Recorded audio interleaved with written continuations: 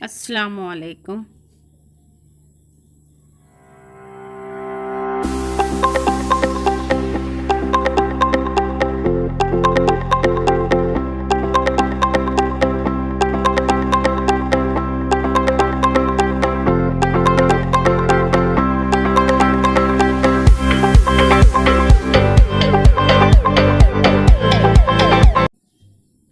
इन जुमलों पर गौर कीजिए।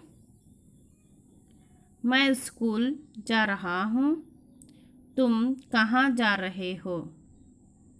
वो घर जा रहा है। इन जुमलों में मैं, वो और तुम का इस्तेमाल हुआ है। मैं से मुराद बात करने वाला। बात करने वाले को मुतकल्लिम कहते हैं। जैसे मैं, हम। तुम से मुराद वो शख्स है जो सामने हाजिर मौजूद है। सामने मौजूद शख्स को मुखातिब या हाजिर कहते हैं। जैसे तुम, आप।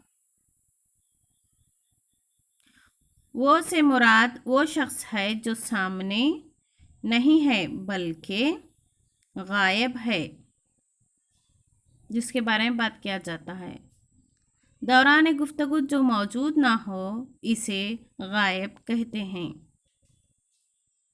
जैसे वो, उन्होंने।